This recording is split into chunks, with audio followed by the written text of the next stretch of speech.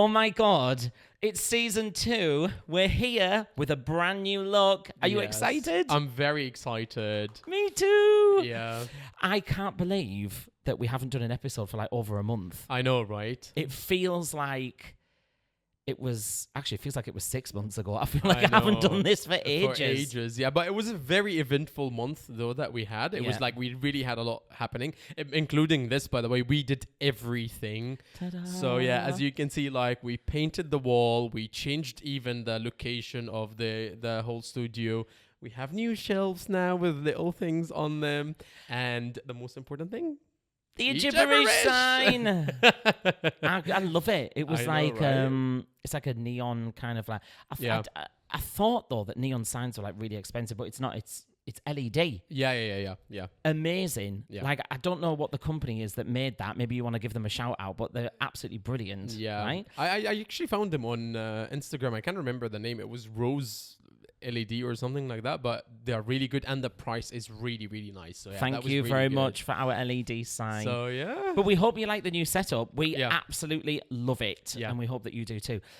This season we've got loads of stuff coming up. We have lots of guests. You won't be able to see it, but there is actually a stool right there. Yeah. And we're set up to have some people telling their life stories about being here. Yeah. In Dubai, how they got to come here, all that kind of thing. Yeah. Life stories, Yeah. which is really cool. But we decided for the first episode, actually, we don't want it to be like that. We don't have a guest from the first episode because it's all about us. Yeah, and no, it's not only that, but like we are trying. So basically, we also got a new lens for the middle camera, so now you can see more of us. So you can see more of us surrounding. Lens. Exactly, yeah.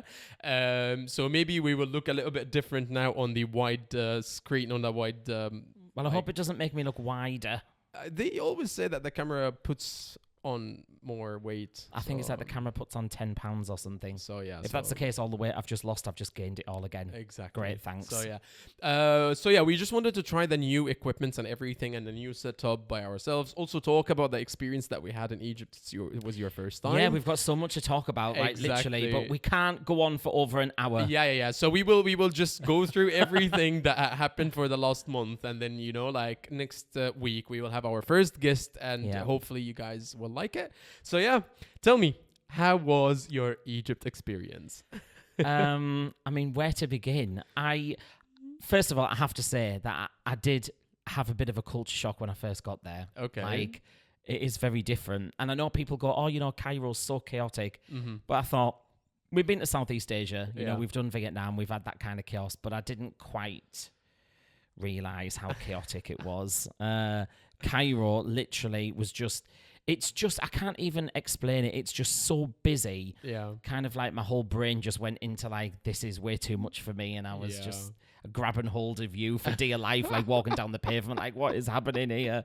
We're having to cross the road with no lights or Crossing the road was terrifying. Yeah. Like, that's probably the worst crossing of a road I've ever done in my entire life. It was. Oh my God! You remember when we had to go to the driver on the other side? It wasn't even funny. It was like 5 lanes on each side, and there is no lanes. The cars are all over the place, and we just have to cross like 10 lanes to go to the other side, the opposite side. That was opposite the old museum, right? The old museum, yeah. So yeah. That was fun. Yeah, was it? I mean, like as an Egyptian, I'm born knowing how to do that, how to cross the road like that, because like you do this all the time, since you were born, like you always cross the road. I mean, I nearly got killed if it wasn't for you and like hiding behind you, that would have been quite but what did I tell you? You always have to have a sense between you and the driver, like you look at them in the eyes and if they're gonna you're okay to go, or not. Like it's always like about the sense that you have with the driver. So yeah, even the driver told me that when we reached the other side, he was like, oh, you still have the Egyptian in you. And I was like, what do you mean? He was like, you still have the sense when you're crossing the road. I was like, dude, I was born and raised here, so yeah. Well, I thought that was quite interesting. Yeah. And taking my life into my hands every time I leave the house. But it was it was cool. It was a real vibe, and there's just so much life. Yeah. Like, it's really refreshing to come from Dubai, where it's you don't really see many people walking in the street. One, because it's absolutely roasting hot. And secondly, because everywhere's just too far. Whereas the thing about Egypt is like everything's close. We walked out of your parents' house and literally we can see there's pet shops, there's the bakery, there's the corner shop, there's the news, there's just everything, the supermarket, the clothes shops, everything that you need is walking distance. Whereas here, it's all about getting in a car, you know, and you don't see anybody. Dubai's quite lonely in that respect, I think. Whereas, you know, how many people did we, you know, speak to walking down or going into the market or whatever? It was just, you know, more social, you know? So that was really nice. I enjoyed that. And the food was great. I mean, I know my mum was cooking, so if he said anything else.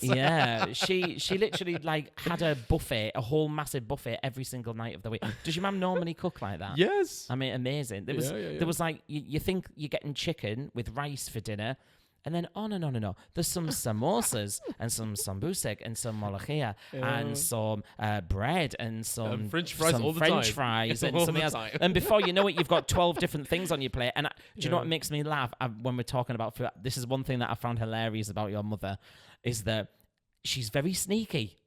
Because I'll be eating, and I don't, for a big lad, I don't have like a big appetite, really. I don't eat a huge amount in one meal. So I'll have one piece of chicken and a portion of rice, a portion of chips or whatever. And then I'll be talking over the dinner table. And then your mum will be like, very sneakily, she'll go to get something for herself. And then with her left hand, she picks another bit of chicken and puts it on my plate. And then I look back down and I'm like, I'm sure I've just ate that. And that's so such an Arab thing. It never ends. It's this just never-ending plate of food. The never-ending food. It doesn't end. But that's the good hospitality, I guess. Yeah. And my dad was gonna beat him more than one time because he didn't want to finish his plate. Every time he's like, "You have to finish your plate. You're not leaving." There's just so much food. Like it was hard to finish a plate. Well, we did a lot of things in Egypt, so I'm gonna take it like part by part with you, and then you can tell me like how you felt, because like we literally did 3 different things, and this is something that he got to experience because he was with me as an Egyptian. So basically, we went to Cairo and we saw all the pyramids and the old which was absolutely amazing. By the way, I'll ask you about that. Okay. I'll ask you about that. And then we did Alexandria, which is my city, and that was also different because it's like a coastal city and stuff like that, and we saw different things. And then we went to the countryside, which was completely different than these two. So we were just gonna go one by one, and you can tell me like how was your experience, and I'm gonna put some pictures for him in the countryside specifically because it's very interesting. Tell us first of all, because like that was a moment that I saw in your eyes when we went to the pyramids for the first time and you saw them for the first time. How did you feel?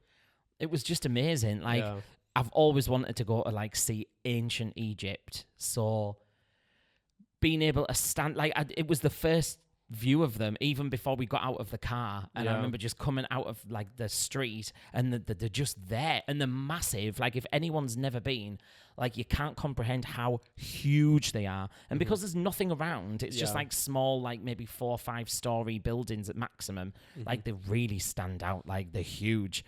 And it's just something that you've always seen on, you know, National Geographic or the History Channel or studied it at school, you know, and then they're there in front of you. And for me, it was just absolutely awesome to be able to touch something that humans laid there like nearly 5,000 years ago. I just think I'm a real sucker for history, and I just thought it was just amazing. Like I couldn't believe seeing that. And I love, it's not the grand, is it the big pyramid of Khafra, the largest one? Khufu, that's the one.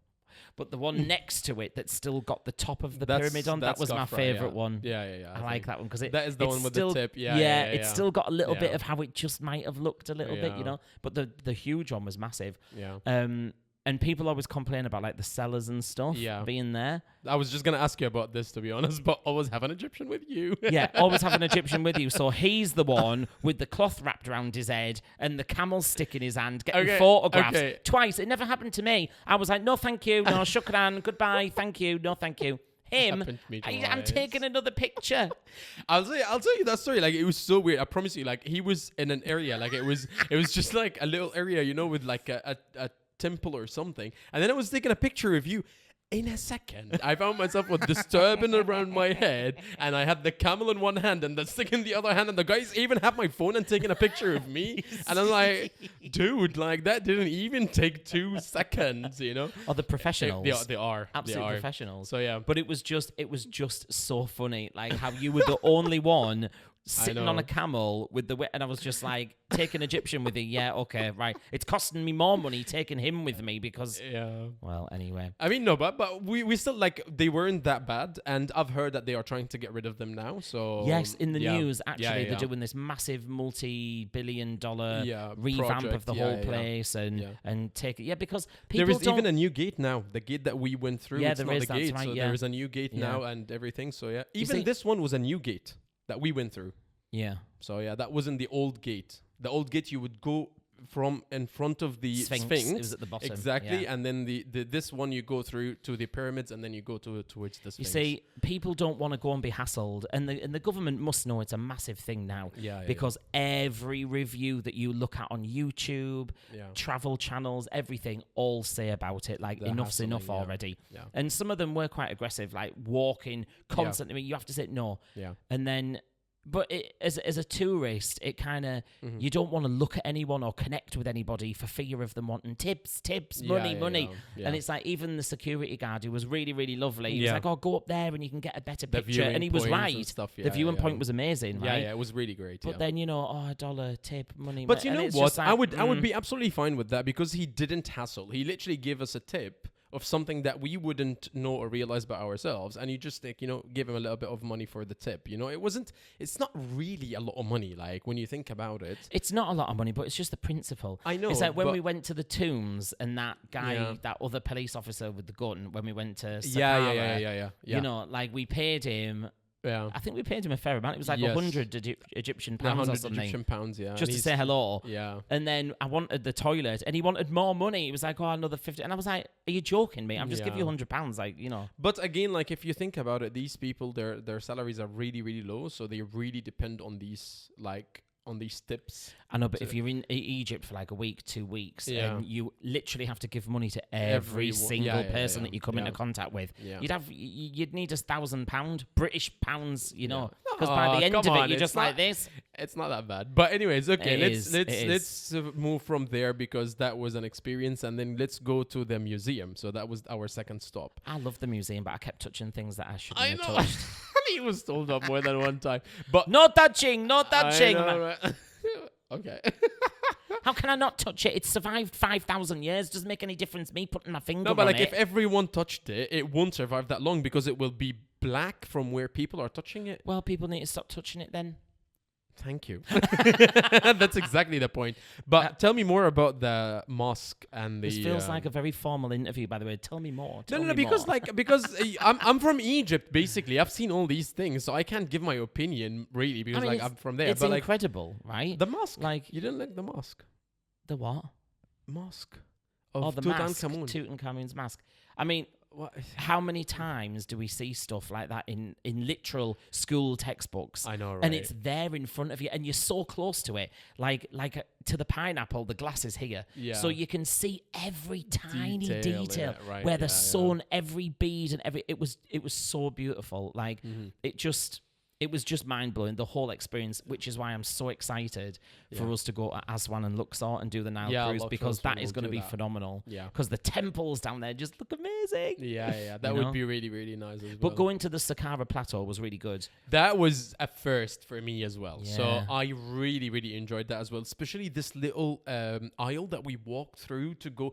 And to be honest with you, that was something that I usually never do, especially because I'm Egyptian. But this time we had a guide with us.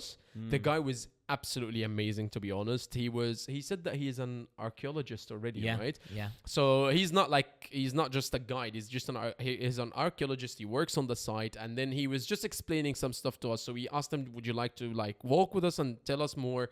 And it was just phenomenal. And then we ended up going to this inside of one of these pyramids.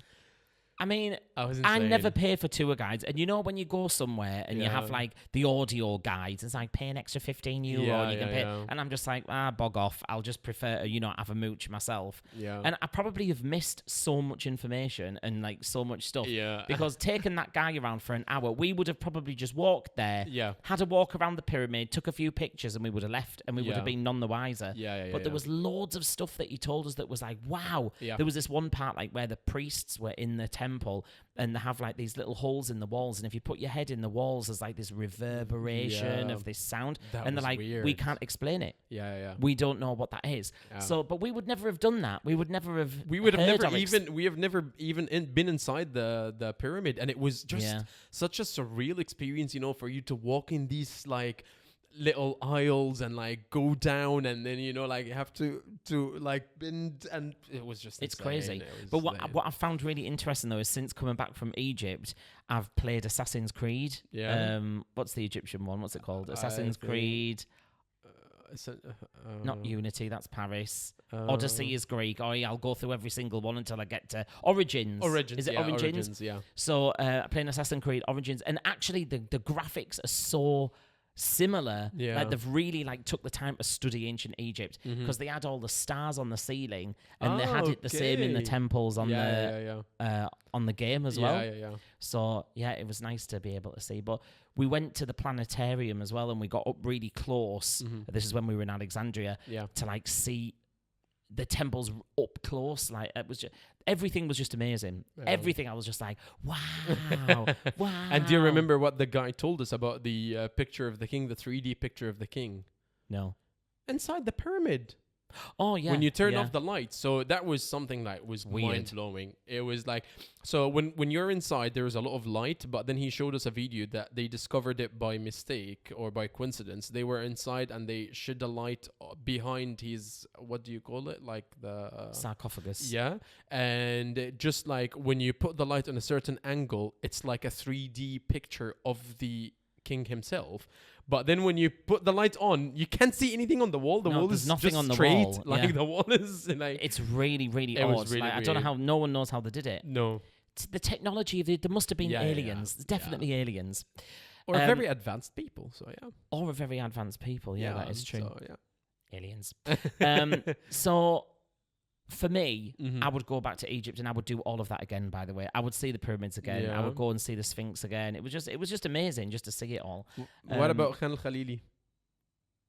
What's that again? The little street where we got all the souvenirs and everything. Oh, that was really cute. Yeah. It was too busy for me, though. It gave me a headache in about half an hour. Let's leave. Oh, my God. And, it's really funny because, like how sellers always give you... like words, like, like, I don't know, in Spain they would go, hey, chicken nugget, hey, fish finger, do you want to buy some sunglasses? that type of thing. What did he say to me? He was like, oh, do I know you? Have you been on the telly? I have been on the telly. But so I'm sure that you haven't seen me on the telly. I thought he was being serious. I don't know, maybe come down with me as Sean in Egypt. I have no idea. But he's like, have I seen you on the telly? And I was like, oh, I don't know, maybe, have you? And then we ended up going in his shop for 45 minutes, and I was like, oh, it was a ruse to get us in the shop. And then literally we walked out of the shop, and the next fella across the street went, hey, mate, I recognize you. Have you been on the telly? And I was just like, shut up. Not falling for that again. Exactly. But I also think that you didn't enjoy it that much because it was during Ramadan. So this area, like Khan Khalili, if people know it, it's not only busy, there is a lot of mosques around this area. And the mosques during this time, especially during Ramadan, we have like prayer that lasts very long. And hours. Yeah, it lasts, and it's all outside, and it's all outside with the mics and everything. So like there was a lot of noise. So for someone who's not really like used to that, it will be a bit noisy. A bit noisy. It was so loud. It was deafening. I could barely hear you in the street because everything. For us, this is a vibe. No, that's not a vibe. That's a headache. No, but that's what I'm saying. Like for us Egyptians, this is a vibe. So yeah. It's very different, and that's why I travel. That's why we travel. So that we can experience different cultures and different things. And it was definitely an experience going in Ramadan and experiencing Eid there. Barely got any sleep for a whole 4 or 5 days. And then the Eid prayers started, and then everyone's getting up at 5 o'clock in the morning, and the prayers are going from 1 o'clock in the morning. It was just.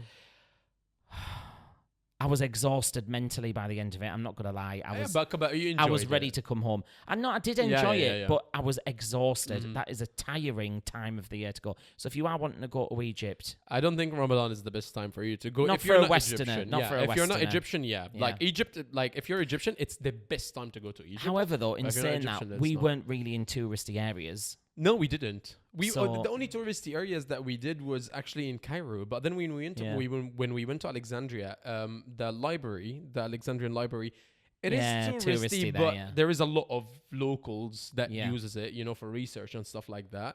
And the cathedral, what is it called? Citadel. Yeah. The what? Because we call it Qala, so The it's Catadel. Catadel, yeah. That's where all the cats in Alexandria Yeah, live. Catadel, yeah. So the Citadel was not also like we didn't see a lot of foreigners there. You were the only foreigner there. Well, yeah, I think so. There was always people like pointing at me. Really? Yeah, and looking at me funny. Yeah. Well, you look funny, so that's why people look I at you stand funny. out a little bit, I don't think so, by the way, because you can pass as someone from Egypt from area called Al-Mansoura. Yeah. With your eye color and your skin color and stuff like that, you can pass as Egyptian. And a lot of people actually thought that you are. A lot of people started talking to you in Arabic and That's Egyptian. true. So like, I'm sorry, I don't and I was speak like, Arabic. he doesn't speak Arabic, so yeah, like, but you can pass as Egyptian. Yeah. Well, you I'm have not. the belly. Not for much longer. Not for much longer. Yeah, we'll talk about this later. So yeah, so tell me, how was the shift from Cairo to Alexandria? Like, what did you feel? Because for us Egyptians, we say that people from Alexandria are way nicer than people from Cairo. Because no, it's not that, but I mean, like, we're more chilled, because as you can see, like, Alexandria is very chilled.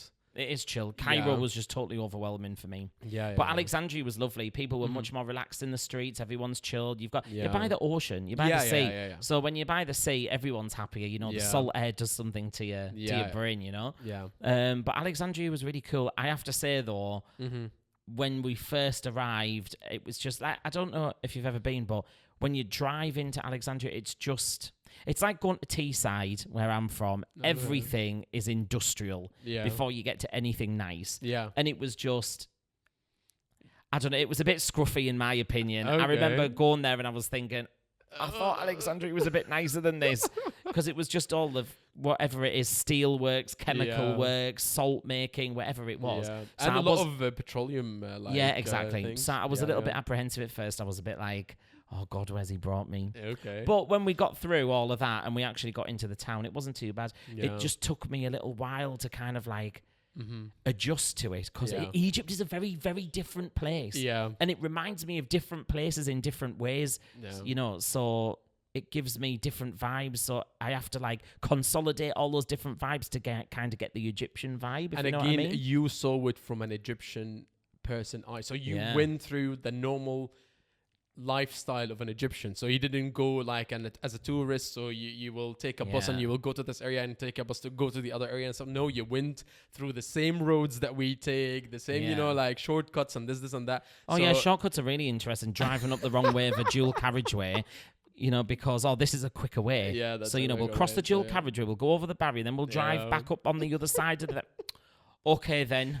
Ah, but it was I did drive, though. Oh, he did drive in Egypt. Yes. Meep, meep. Yes. That was interesting. Yeah, it was. Yeah. Wasn't as bad as what I thought it was going to be. You did very well, to be honest. For someone that drives for the first time in Egypt, you did very well. So, yeah, well done. Thanks. Well done. Thank you. I'll take that.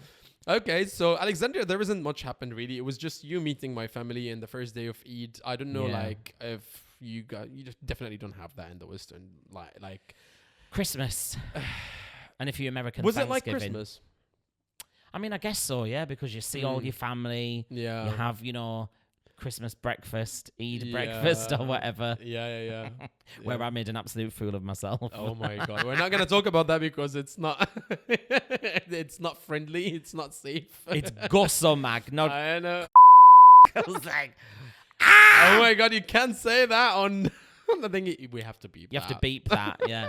Basically, I was in front of all of Barry's family and misheard something in Arabic. Yeah. What I thought was said was Goes something amok. completely different. Exactly. And then obviously all of Barry's family, half of them were laughing, most of them were offended. Some left the room. Yeah, that's a true story, by the way. Yeah, that's a true story. I'm not a native speaker, so when I think I hear a bad word, I'm gonna kind of go, "Oh my god, what did she just say?" Yeah. You know. No. But yeah, that was really interesting, to be honest, to see you like in the middle of the family, and you haven't seen half of the family yet.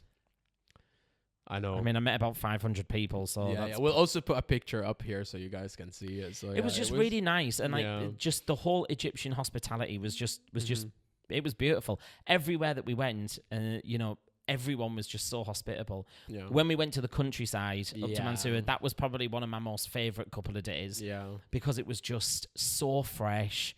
It was so green. The air smelled beautiful. The food was incredible. Yeah. And I'm talking like we pay a fortune here for like, I don't know, something simple like vine tomatoes. Yeah. And over there, like they grow it and you're literally picking it out of the ground yourself to eat things. And the thing is that the food is so fresh. I mean, them eggs. Yeah. I wish we'd stayed 2 nights because I could have ate those eggs like. I mean, now I wish if we stayed longer. It was beautiful and just so relaxing. But the tomatoes were like so bright. It sounds ridiculous. Oh, the tomatoes are bright red. But we don't realize how manufactured and processed our food is until we go on and live with people that like are literally living off the land. Like the tomato, I can't tell you through the camera how delicious those tomatoes were and how fresh the eggs were. And it was just, the food was just gorgeous. Yeah, they wanted to make him breakfast before we left for the last day. And he was like, do you have some of these tomatoes? They got him like a big bowl of tomatoes, you know, and he was like sat there eating his tomatoes. They were so delicious, so delicious. And even when we went down, you remember when I ended up on the back of a motorbike and riding a donkey. And a tuk-tuk. And in a tuk-tuk, yeah, all in the space of half an hour. God, honestly, it was just such a whirlwind, like... Yeah, but there's a lot of new experiences that you would never had. Like, there was. Yeah. But I had a question for you, actually. Who was the family? Was the family living in, like, that hut that was next to the... Yeah. So that was their living space? Yeah. Wow. Yeah. Because it was a stable. There was, like, sections of stables that had, you know, one had the cows in, one had a horse in, then they had something else in. And then it was like, I don't think that's their. No, I think that's only the stable. But they go there during the day and they stay there, so that's why they can make food there and stuff like that. But then they go back home. So basically, the guy that we met, the guy who was talking to you for a very long time with also colored eyes, that was the lady's wife where we stayed at her house. Brother. Yeah, I know. That was her brother. Yeah. So many, like, this is her brother and this is his oh my god, like, and then this is the cousin of the cousin and this and I'm like, it's like my extended family and I literally don't know them. Like every time I go there I embarrass myself because my dad would always I promise you my dad would come to me and he's like, oh, do you know who's this? And I'm like, no. Will you stop asking me that question? Just tell me, you know, like. Hey, your dad's so funny. And my dad is not discreet about these things at all, so yeah. He's not. And it's he's the worst. Now that I've met him, I completely understand what you mean. See, so yeah. He is a bit of a nightmare, but he's I love him. He's so funny. Yeah. But it was just such an amazing time. Like, I really had the best week. It was just great.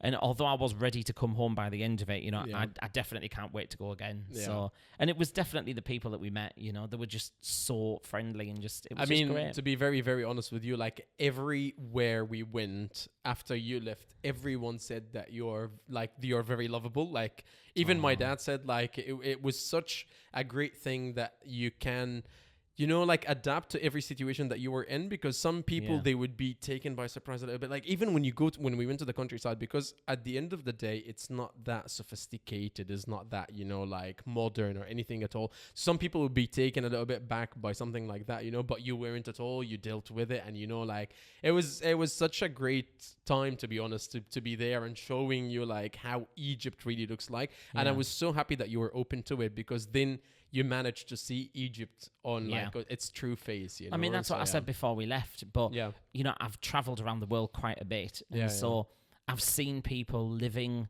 in different ways, in different standards that we would, you know, kind of go, oh, my God.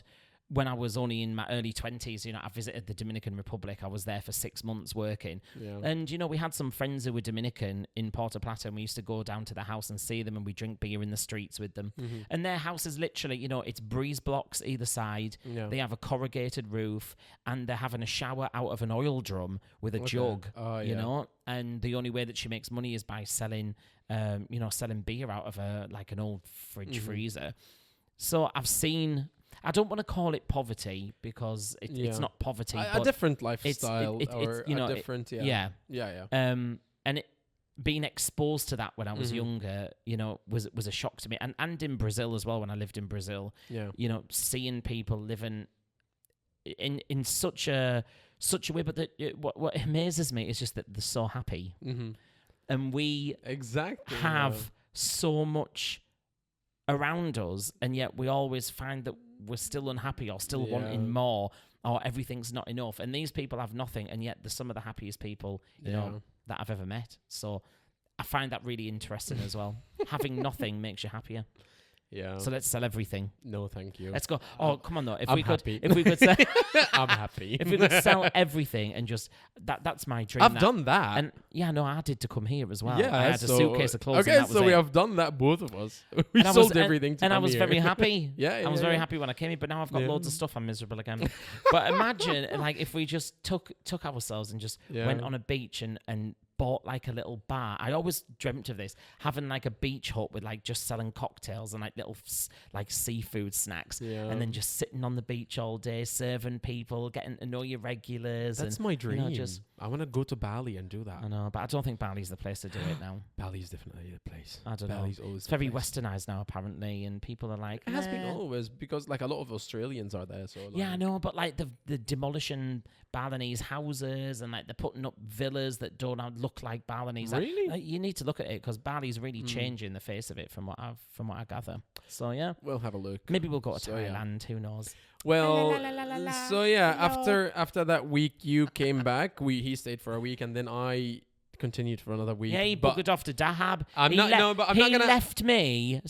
He left me to fend for myself, to go all the way from Alexandria to Cairo by myself. I literally called a driver to come all the way to my house to pick his from there and take him all the way to the airport, and I was on the phone with him the whole time. I was by myself. What do you mean you were by yourself? I was by myself. It was the same driver who took us around in Cairo. It was the same driver who took us from Cairo to Alexandria. The guy spent a night with us in Cairo. What is wrong with you? I was by myself.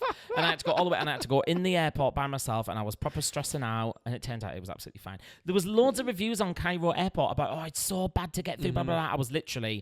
I got through the door, went through all immigration, dropped off my bag, checked in, and I was in the lounge in like 12 minutes. Yeah, I don't think... actually, it was so quick. Yeah, Cairo airport wasn't one of my worst experiences at all. No. It was actually... I think Alexandria... They must have done a lot of money to improve that. I remember when I left Egypt, it was exactly the same. There isn't anything different. Like, it was exactly the same when I left Egypt the first time. That was like in 2018 or something like that. I remember being on the phone to Reem, my friend, and I was like, Reem, I was like, tell me what to do when I get to the airport. I'm really nervous because I think I'm going to miss my flight because the traffic was horrendous. Yeah. But everything was fine. Yeah, it was fine. So thanks. Fine. But you had a nice time in Dahab. I'm not going to talk about Dahab because basically we are planning to go again in October. So we either going to go to Dahab or to Luxor and Aswan. So whichever destination. I'm looking forward to going back and doing that. Yeah, he's definitely going to be talking about it. We just have to decide where to go. Yeah, we will just decide either Dahab or Luxor and Aswan. It depends on the time and on everything. So yeah. Follow us in October. That's where we're going. Yeah. Anyway, overall, absolutely loved Egypt. Can't wait to go back. So yeah. I'm glad you did. So that's a little update on our Egyptian adventure. Yes. Did we miss anything? No, that was pretty much it, I don't to be think honest. So, right? Yeah. Dula's house, that's the only thing that we didn't mention. Yeah, being at your cousin's house is really nice, yeah. Thanks, Dula, for the invite. Right. And the hospitality as well. All over. Yeah. Right, what's next? What's next, actually, that you wanted to talk about your new adventure with your medicine?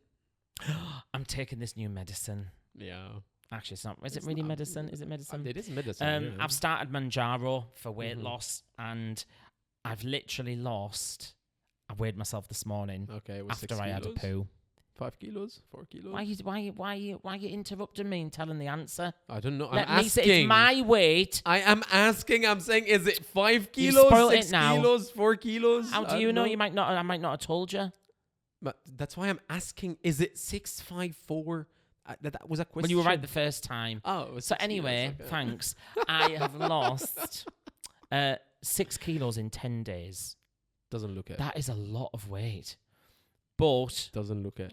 You said it the first time, and I didn't. Nobody laughed. No, exactly. What do they call it? Tumbleweed. Yeah, tumbleweed. Yeah. But yeah, I decided we went to go see Les Mis at the Etihad Arena, which was absolutely amazing. One day more. You enjoyed it, right? I really, really enjoyed it. It's so weird, but I did. Like, I thought that Why is it so weird? Because I just, like, I like musicals, but, like, I'm not a big fan of going and watching musical, like, live. I enjoy the video effects and stuff like that. So I would love to watch a musical as a movie, like Sweeney Todd. I love the movie. Les Mis as well as a movie is amazing, but I love to see these, like visual graphics and stuff like that. I'm that kind of person. Yeah. So I never thought that if I go to Sweeney Todd or like Les Mis or even Wicked as a musical, I would enjoy it. But I really, really enjoyed that one. I mean, it's very different seeing it like as an arena tour than seeing it in a proper static theatre. Oh, really? So, it is different. It is. So which is better? Because I don't know. I think the theatre's better because it's more intimate and you have more props and stage because it's all set. They had a lot of props. Like it was the proper set. I mean, not really, because they were having to come to microphones at the front and sing, and they're all singing straight. Like that's unusual. I have a question for you. So in the theater, do they change the scene? Do they change like the? Yeah. Yeah. Okay. So that would Some be of the sets so change, that would be interesting. Yeah. Yeah. Okay. But note to self. It was amazing. It was really good. It was really good. Yeah. But while we were sat there, we were flicking through old photos, and I have a lot of friends who have used or are on Manjaro at the minute. Yeah, they are a cult. What? They are a cult. Oh, I thought you said something else. No, they are a Manjaro cult. CULT. That L nearly, I thought was something else there. They are a cult. You Manjaro cults. Yeah. It's a cult. I said cult. We are, and we have what we call. I do my injections on a Monday, so they're called Manjaro Mondays. Yeah. And I've had 2 injections now, so I've been doing it for 2 weeks. I have to talk about it because I don't know whether anyone is interested in using this. There's also Wegovy and Ozempic, but I chose Manjaro because that was like the one that said had the most results and it had the least side effects, but it is more expensive. And so I thought I'm just going to go with it because that's what all my friends were on as well.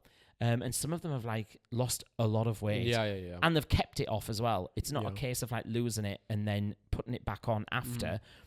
Although I do know some people that have happened to. Yeah. But that's probably because they just didn't change the habits properly after they'd come off it. Yeah. I've wanted to lose weight for a while. You know that. Yeah. My weight is just creeping up and up and up and up. Yeah. And I can't explain it properly, but I don't know whether you get this, right? But when you have cravings for food... I think we talked about this with the guys. I'm not that type of guy. Right. So I would never understand what you're talking about because I'm born, like, I only eat when I'm hungry, but I don't get craving in the middle for something. What's that then? It's because when I eat like proper bad food. I only eat when I'm hungry. I only eat when I'm hungry, but it's always burgers or shawarmas or like something that is not healthy. So that's why. And here in Dubai, you don't walk, you don't go up the stairs, you don't really do any exercise. Yeah. At work, I'm sitting the whole time or standing the whole time. I'm not really I'm not in an active job. So you need to get back to the gym? I do, but like I don't have time.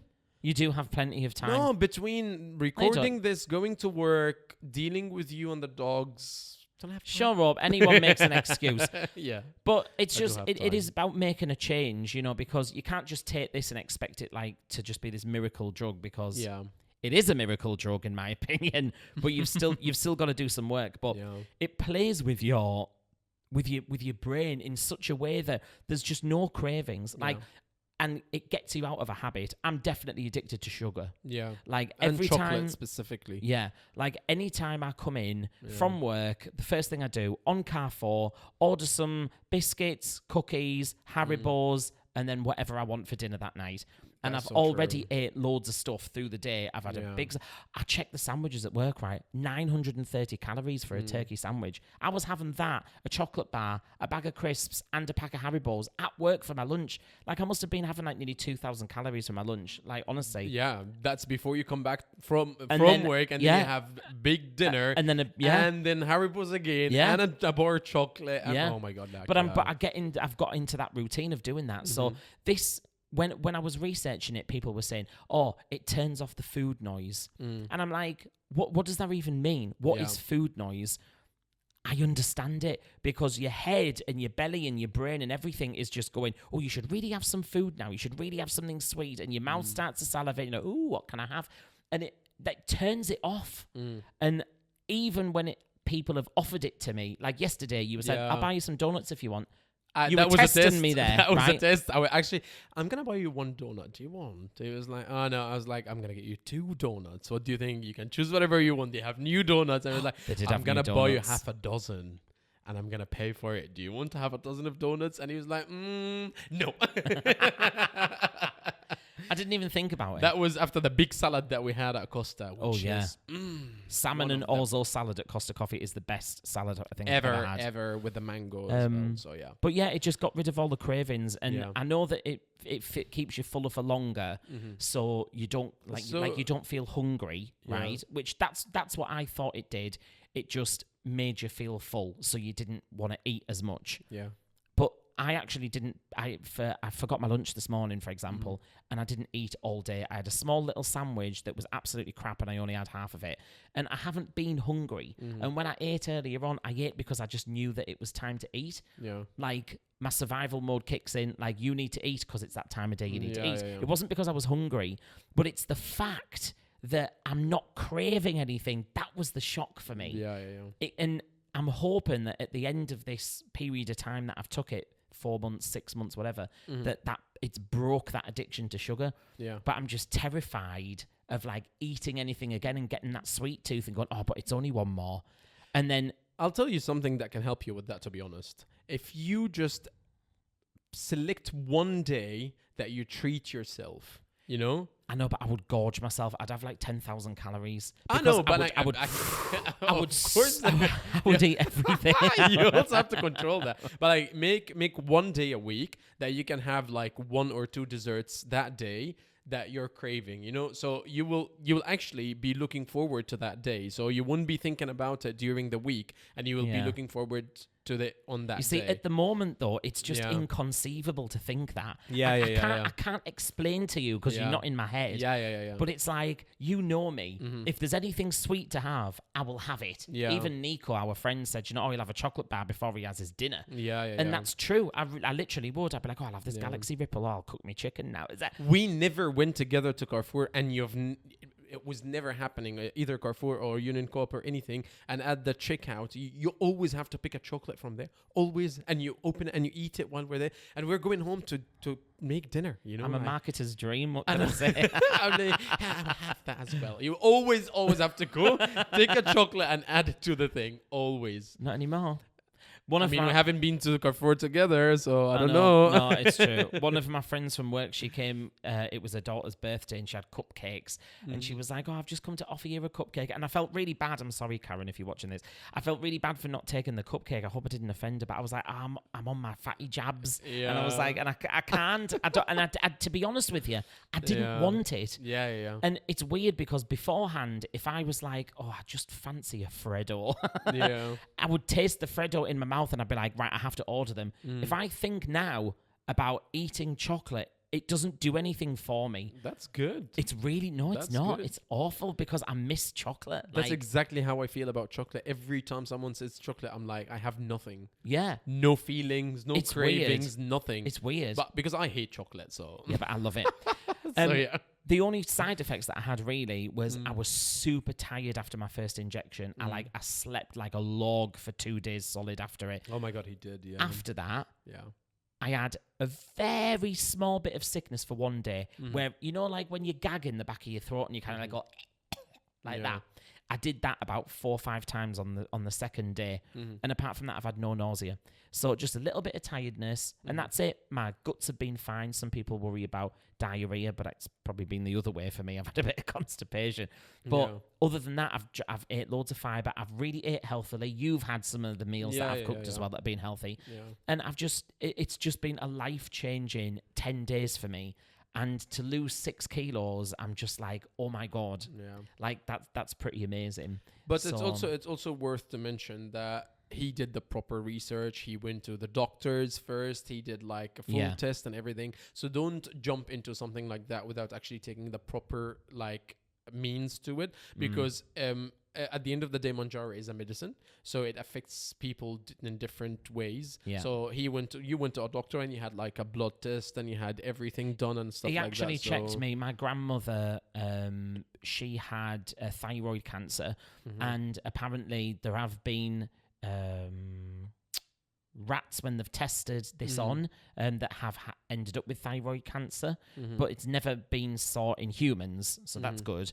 But the doctor was like, listen, let me just check that your thyroid's okay. So they did an ultrasound on my thyroid, and then I had a full blood test done. I had a full blood count done, make sure that my liver, everything, my pancreas, everything's okay. And he was like, yeah, go for it. It's worse for you to be overweight or obese than it is to take this injection. And a friend of mine messaged me on Instagram and she's like, I really want to take it. And I'm like, well, what's stopping you? And she's like, I'm just scared. And I'm like, did you take a COVID jab? And she was like, yes. I was like, right, well, there's an untested injection that you've had, so I'm pretty sure you'll be all right with this. But I was a little bit nervous and scary. So I had major anxiety for the first couple of days of being on it, but it's the best thing I've done, and I wish I'd done it sooner. The results are really good, and the one result that literally concerns me more than you losing weight, of course, losing weight is a big result and everything, but for your blood pressure to drop that much, that was really good, because like you always had it on the borderline of it being a little bit. It was about 140 over 99. So that was kind of my blood pressure, 140 over 99, and it's gone down to 119 by 77. Because you sent me a picture. I did, but that's a good memory. I can't remember. I do have a photographic memory. So. It's about 119 over 77. I haven't had a reading ever like that since I've started going to the doctors. That is true, because since you came to Dubai, you've never had that, and we went to a lot of doctors together, because every time he has to go to the hospital, I have to be there because he's afraid of needles. So in case any needles are going to happen, I'm not anymore. I've actually I've actually got really good with needles. Was it needles now. Or blood? Both. But the needles thing, because when I was 18, what happened was I went for a blood test. I'd never had a blood test before. I was 18. I was at work, working in a cafe. In fact, I was probably younger. I was maybe 16, 17. And I remember going to the nurse and she did all the thing, and she wiped it. And then I watched I never had a fear. So I watched the needle go in and I was like, the blood came out and she was drilling it. And I was like, wow. I was like, how amazing is that? Look at all the blood coming out. And then she took the needle out. It's fine. And then within about 15 seconds, I went, oh, so anyway, is that boom? And I just fell on the ground. I was unconscious for 20 minutes. I had a small seizure. I was foaming at the mouth. I don't know what happened, but I was ill for 2 days after that. The whole room was spinning. Like it was awful. And from that moment on, I've been absolutely petrified of them. But since coming to Dubai, I've never been pricked so much. Like literally all the time, every single time. Oh, I've got a headache. Let's do a blood test. I know. Achoo, blood test. Visa, blood test. And every time they would do it 2 or 3 times because they can't find the veins. So they were like, oh no. Oh my God. No. Do you know what though? The worst one was in England. They had to get what do they call it? Like it sees through the skin. And they had to get that, like a UV light, to find my veins, because they couldn't find my veins at all. Well, you're losing weight now, so I'm sure they will find right? It, so yeah. But I I'm so happy that I'm taking it. That's And good, hopefully, as the weeks go on through season 2, I'm just going to get smaller and smaller and smaller and smaller until I'm just this itty bitty little human sat in this chair. And you'll think, who's that? And I'm like, it's me, it's Jay. Yeah, and I'm going to be the big one and he's going to be the small one. Yeah, if you keep going the way that you're going, you're going to be as fat as me now. I'm literally going to play football in like an hour from now. So that's an exercise for a week. An hour's exercise a week. 2 hours. Blah, whatever. You still eat loads of crap. Football. So no, I don't eat. I eat well now. So yeah. Only because I'm cooking well. Yeah, that's true.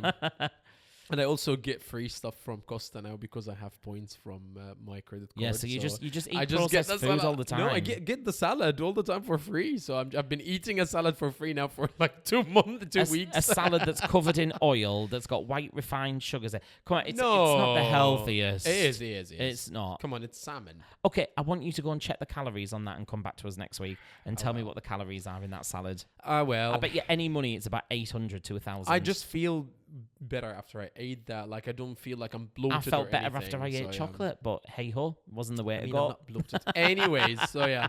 So if you want to do Manjaro, I think you can. However, I do believe that you need to check your doctor first. Yeah, absolutely. I would always recommend going to the doctor, but and getting that. I didn't believe in them, to be honest, till I saw him taking it, and then I saw because living with you, actually, I can see your habits, like everything in like food and everything. So like I saw a severe change in your eating pattern and in your habits in the food. Like you were a secret eater, not to me, but to other people, because I always see you eating. But like you would always have a cookie here and there, like a chocolate bar here and there. Like the cupboard always had chocolate in it, or like chips, or this and that. So now if you open the cupboard, it's all like brown bread, brown rice, toast, brown pasta. Everything is brown there now. So what can I say? I like them brown. Anyway, moving on. We have watched a movie at the cinema this week, which I thought was going to be a completely different type of movie. You didn't have any expectations. You didn't even know what the movie is all about. I thought it was a bloody action movie.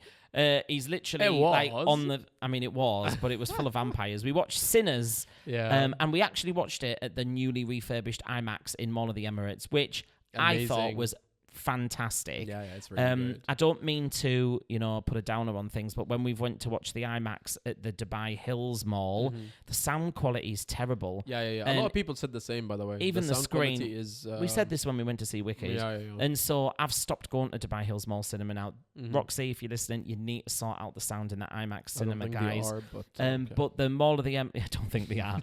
You never know. There might be. Someone might be there watching. Okay. But the Mall of the Emirates IMAX cinema is refurbished and it's open, and it's absolutely fantastic. Amazing. The screen is huge. It's like I tried to work it out right. I think it's as tall as a 6-story building.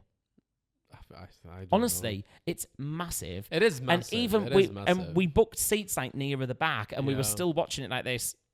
No, but it's. I think the screen is made in a way that it's like it's curved, concave. It's concave and looking down as well. Yeah. So like it's like that. So you're surrounded by it. So even if you're sat in the front or something, you're looking up, but you're not looking far up. You're not like. It is huge. It's absolutely massive. It is huge. But they've got these pods in the back, Yeah. right? So you've kind of like got the premium seats, then you've got like the premium plus or the VIP seats, and then you've got like the private pods at the back. One thing, when we go to see Wicked for good, we are needing to sit in the pods because then I can be an absolute crying blubbery mess and no one will be able to see me. So we have to get the pods. But anyway, the cinema's really nice. So if you want to go and check out the new IMAX, I definitely would. The sound quality was phenomenal. I think that's probably one of the best cinema experiences I've had. Are you reviewing the cinema or the movie? Yeah, and now we'll review the movie. So we went to watch, what was it called? Sinners? Sinners, Tell us, what was it about?